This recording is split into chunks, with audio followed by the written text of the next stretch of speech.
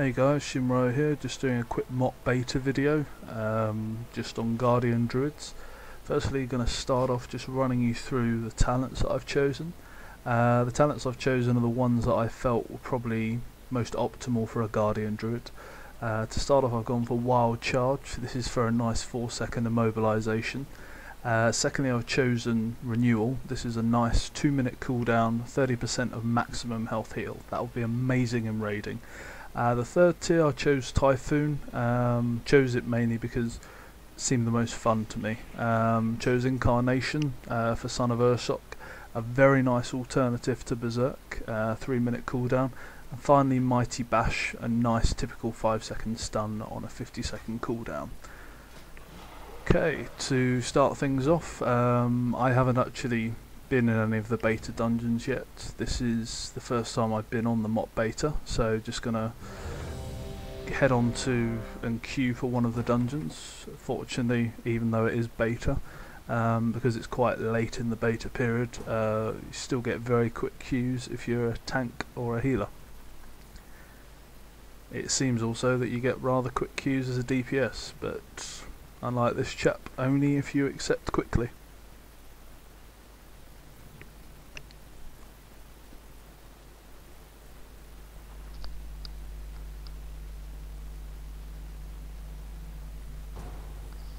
Right, so first one that we've got is Stormstout Brewery. Now I have seen some of this dungeon and some of the tactics on other YouTube directors' videos, such as Hobbs and Towley. So I have a small amount of knowledge about the dungeon, and hopefully I won't muck up too much. To start off, as you can see, we've got a couple of quest givers here. The first quest we're being given is Family Secrets. This is to collect 5 Stormstout secrets.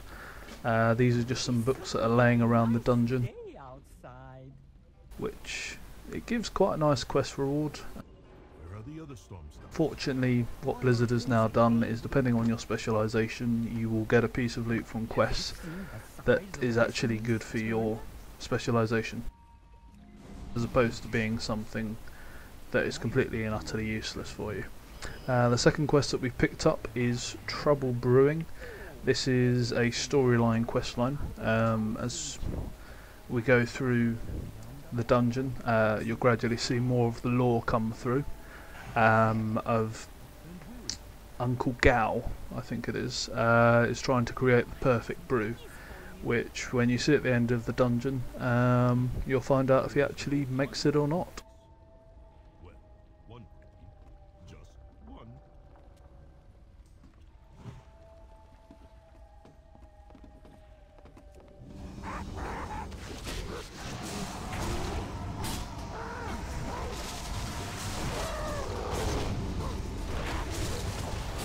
While we're just doing some trash, I'm just going to run through a few of the biggest changes that have happened to their druids. Obviously they've now been given their own talent specialisation, which in truth hasn't made a lot of difference. It's been nice to get the general specialisations that you would going into Bearfall, such as more armour, more stamina, which means more health, and also a higher amount of Vengeance. Actually, that's incorrect.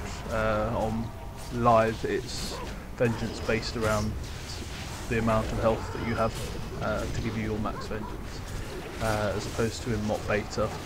They've recently changed in the build. I think it's now 5% of unmitigated damage across. I think it's a 9 or 5 second period. But anyway, we will move on to the big changes to moves.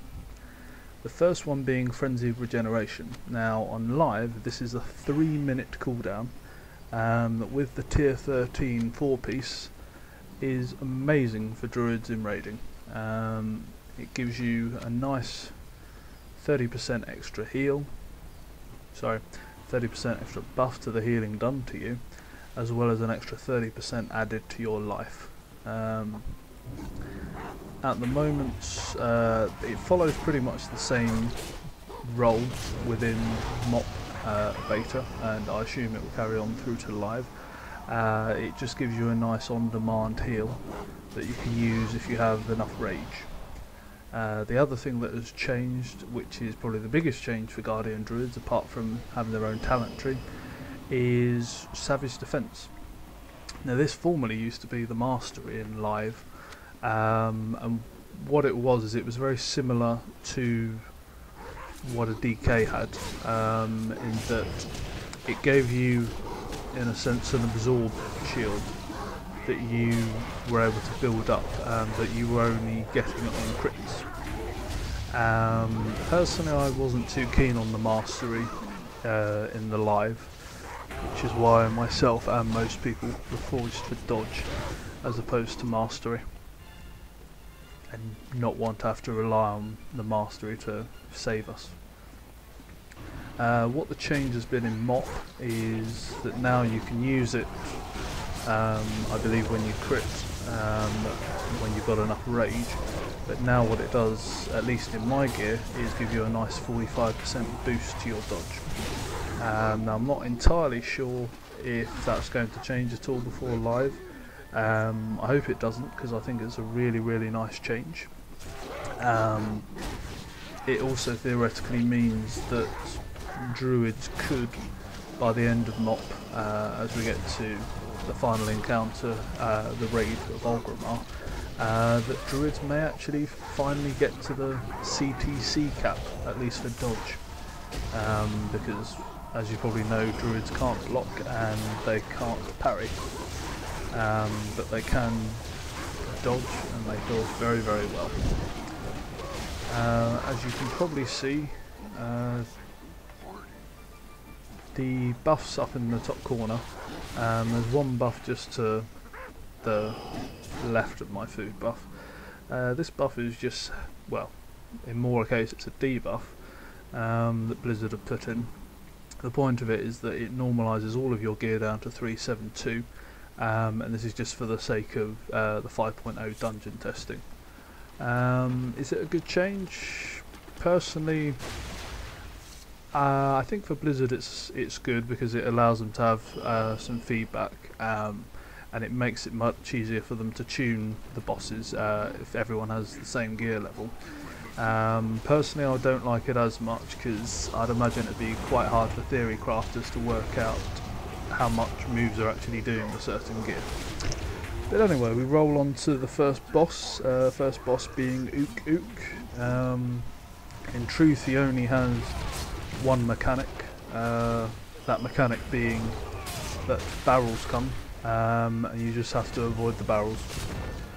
Very simple fight, but I think it's a very nice way to enter into MOP. I think it's a nice simple fight that anyone, from someone who's been raiding constantly or playing constantly throughout Cataclysm, will be able to just jump on and run straight through. But it'll also be easy enough for anyone who's decided to take a big long break, or even if someone who hasn't played for a few expansions will still be able to get into it very easily. Just did a quick check of my gear there because I just wanted to double check how much dodge I was getting. At the point of this recording, I recorded the video before I did the audio. I wasn't entirely sure about the moves and what the new build that had been put on 2 days before this had actually put through. Right, so the drop we got was a rather nice leather chest, although for me it happened to be a downgrade, so just straight away disenchanted that.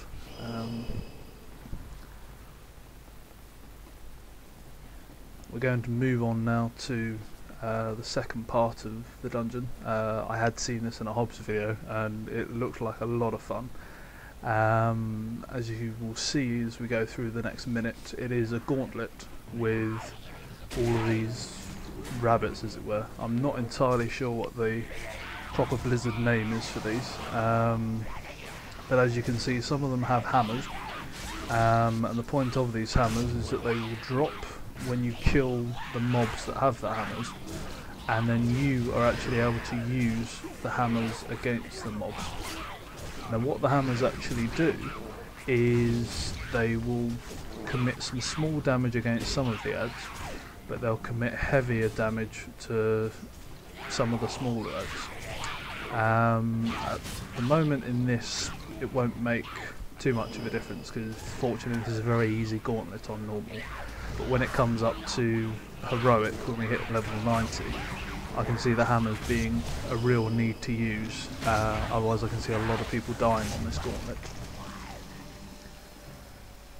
So we move on to the next boss. This is Hoptilus. Has a few different mechanics here. First one being Fell Wind, which we'll see in a couple of seconds, which he just does a spinning mechanic.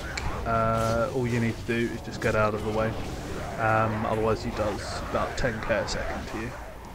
Not a particularly hard mechanic to get out of the way from, but with it being the first dungeon and normal, it's certainly expected. But I can see it when we get to level 90 and we do heroics, that move is going to do a lot more damage. Now at the moment we've got two mechanics going on. We've got a shield screech that has just occurred. This has brought down these adds, which, as you can see, the hammers have dropped once again. The point of the hammers being to get rid of the adds very quickly. As far as I've been able to tell, the hammers don't actually do any damage against Hoptilus at all. The other mechanic we saw was Carrot Breath. This is just a conal attack. I believe it's a 20-yard conal attack, which if you stay out the way of it, you're not going to get hurt. And yet another nice simple mechanic for what is, to be honest, a rather enjoyable boss fight.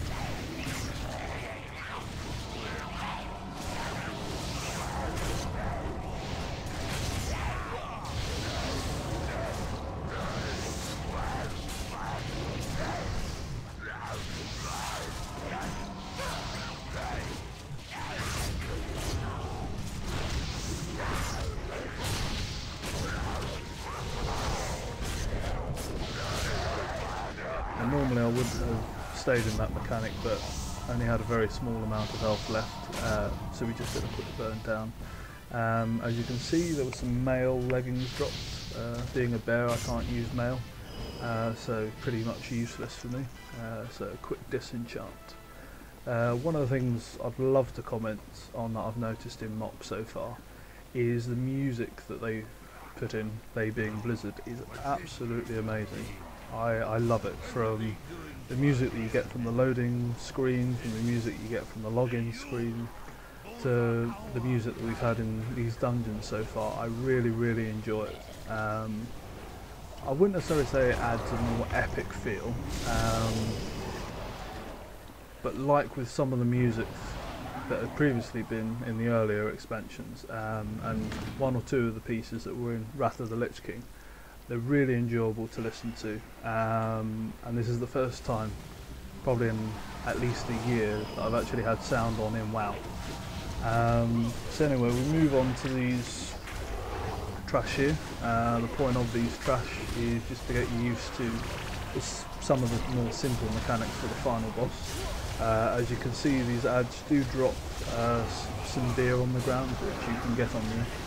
All this does is it just starts off the debuff, where as each stat goes up, if you don't move, you become more and more drunk, and then you fall asleep. Very simple to the mechanic of the last boss of the Nexus, which the difference being with that, you got frozen in place if you didn't move or you didn't jump, and in this you just get very drunk. The other thing that you would have noticed on the ads is that they have these small little bubbles. The point of the bubbles is that it gives them a damage reduction to the ad itself, or to the trash itself, for every single bubble that's left up. And this does carry over to the boss as well, which is one of the more prominent mechanics for the boss.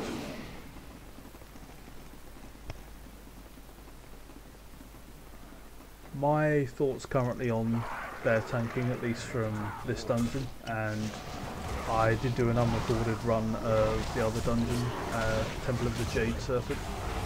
I have never been so happy doing Druid or now Guardian tanking ever in WoW. I absolutely love the changes that they've made. I can see bears being really good. possibly a little bit overpowered when it comes into doing raiding in MOP.